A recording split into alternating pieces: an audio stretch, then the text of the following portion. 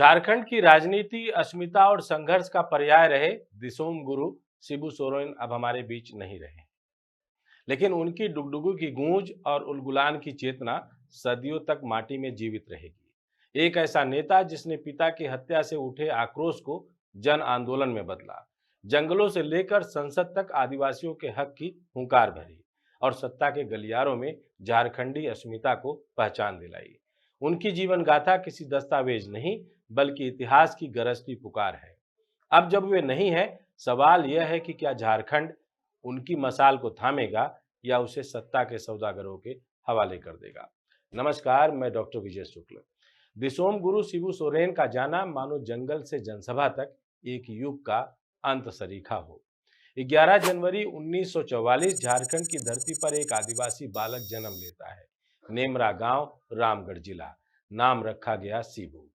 पिता सोबरन सोरेन एक आदर्शवादी शिक्षक जो महाजनी शोषण और जमींदारी के खिलाफ आवाज उठाने लगे थे, लेकिन 27 नवंबर 1957 को उनकी हत्या कर दी जाती है। एक 13 साल का लड़का जो तब स्कूल में पढ़ रहा था, उस दिन सब कुछ छोड़ देता है। कक्षा की किताबें छूट जाती हैं, पर प्रतिरोध की अग्नि जल उठती है। यही अग्नि आगे चलकर झारखंड आंदोलन की मशाल बनती है और यही लड़का बनता है दिसोम गुरु शिबू सोरेन। झारखंड की आत्मा, उसका प्रतीक, उसका योद्धा। शिबू सोरेन का राजनीतिक जीवन आदिवासी समाज के दुख दर्द से उपजा था। 1960 के दशक के अंत तक झारखंड क्षेत्र में महाजनों और जमींदारों का आतंक अपने चरम पर था। आदिवासी समुदाय को सूदखोरी, बलात् जमीन कब्जे और सामाजिक भेदभाव के चलते नागरिक अधिकारों से वंचित किया जा रहा था। शिबू ने पहले सामाजिक जागरूकता से शुरुआत की। उन्होंने गांव-गांव जाकर युवाओं को एकजुट किया, जंगलों में मांदर बजाई और उलगुलान की फूंक दी। 1970 के दशक में उन्होंने धनकटनी आंदोलन की शुरुआत की, जो झारखंड आंदोलन का निर्णायक मोड़ बना। यह कोई हिंसक विद्रोह नहीं था, बल्कि एक नैतिक संघर्ष था। गांव के नौजवान खेतों की रखवाली करते, महिलाएं महाजनों की फसल काटकर आदिवासी घरों में बांट देती। यह आंदोलन रामगढ़, बोकारो, गिरिडीह, हजारीबाग, दुमका, टुंडी, बेरमो तक फैला। अनुशासन ऐसा था कि कोई महाजन की निजी संपत्ति या स्त्रियों को हाथ न लगाए। यह शिबू सोरेन की नैतिक नेतृत्व क्षमता का जीता जागता उदाहरण था। 1972 में झारखंड मुक्ति मोर्चा यानी जेएमएम का गठन हुआ। शिबू सोरेन, विनोद बिहारी महतो और कामरेड एन.के. राय ने मिलकर इसकी नींव रखी। 1971 की बांग्लादेश मुक्ति संग्राम से प्रेरित यह संगठन सामाजिक न्याय, आदिवासी अधिकार और अलग अलग राज्य की मांग को लेकर सड़कों पर उतर आया। झामुमो की भाषा जनभाषा थी, उसका झंडा आदिवासी पहचान और उसका मकसद सत्ता के केंद्रीकरण के खिलाफ स्वशासन था। शिबू अब केवल नेता नहीं रहे, वह आदिवासी चेतना के पर्याय बन चुके थे। 1975 का आपातकाल आया और शिबू सोरेन पर गिरफ्तारी का आदेश जारी हुआ। वह पारसनाथ के जंगलों में छिपे रहे। फिर धनबाद के डिप्टी कमिश्नर के.बी. सक्सेना ने उन्हें आत्मसमर्पण के लिए राजी किया। 1976 में धनबाद जेल में बंद शिबू ने छठ पूजा का आयोजन करवाया, जब उन्होंने एक महिला कैदी के छठ गीत से प्रेरित होकर कारागार में सामूहिक व्रत करवाया। यह एक असाधारण राजनीतिक बंदी की मानवीयता का उदाहरण था।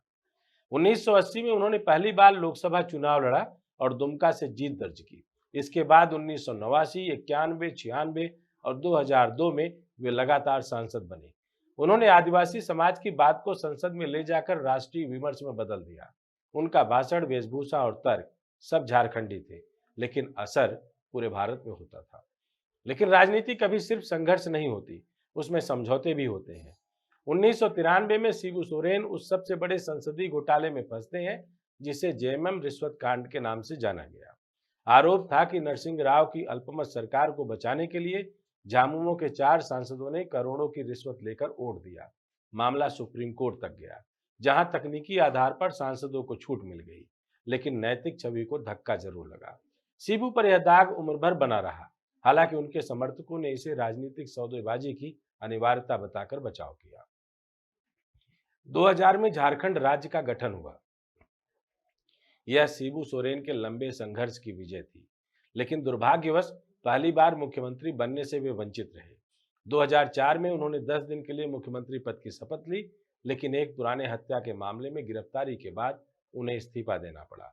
यह मामला था शशिलाल मरांडी की हत्या। जिनके बारे में कहा गया कि वे शिबू सोरेन के निजी सचिव थे और उन्होंने संगठन के कुछ आंतरिक मामलों पर सवाल उठाए थे। बाद में कोर्ट ने शिबू को दोषमुक्त किया, लेकिन राजनीतिक छवि को फिर नुकसान हुआ। 2005, 2008 और 2009 में वे दोबारा मुख्यमंत्री बने, लेकिन गठबंधन राजनीति, झामुमो के अंदरूनी कलह और बाहरी दबाव के कारण कोई भी कार्यकाल अस्थायी नहीं रहा। उनकी तीसरी पारी 2009 से 2010 के बाद उन्होंने नेतृत्व की कमान बेटे हेमंत सोरेन को सौंप दी। हेमंत के राजनीतिक उदय के साथ शिबू धीरे धीरे सक्रिय राजनीति से पीछे हटते गए, लेकिन राजनीतिक गॉडफादर की भूमिका में वे अंत तक बने रहे। पर यही कालखंड विवादों से भी भरा रहा। हेमंत पर खनन पट्टों के दुरुपयोग, जमीन घोटाले और शासन में वंशवाद को बढ़ावा देने जैसे आरोप लगे। पिता पुत्र की जोड़ी पर कई बार यह भी आरोप लगे कि वे झारखंड की प्राकृतिक संपदा पर राजनीतिक ठेकेदारी चला रहे हैं।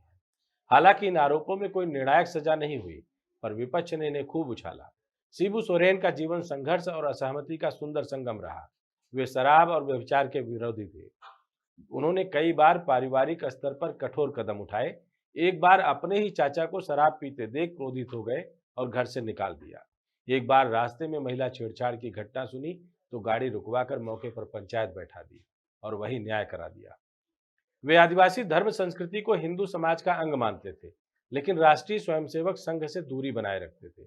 उन्होंने वनवासी शब्द का विरोध किया और आदिवासी पहचान की विशेषता को बराबरी के साथ स्थापित करने की कोशिश की।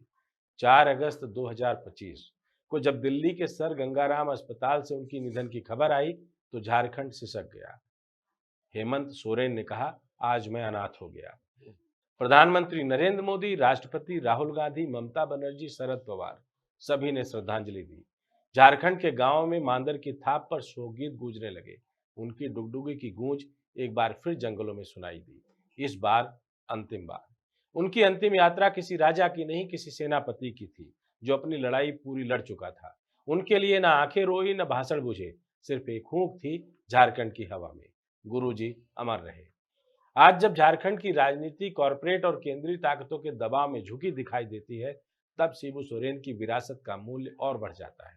उनकी लड़ाई सिर्फ एक राज्य बनाने की नहीं थी, वह एक चेतना को जीवित रखने की लड़ाई थी। यह केवल एक युग का अंत नहीं है, यह एक विचारधारा की परीक्षा है। झारखंड के युवा तय करेंगे कि दिसोम गुरु की मशाल बुझेगी या और तेज जलेगी। शिबू सोरेन अब नहीं रहे, पर शोषण के खिलाफ उनकी डुगडुगी हमेशा गूंजती रहेगी। उनका झंडा झुका नहीं, सिर्फ हाथ बदल गया। जय हिंद, जय भारत।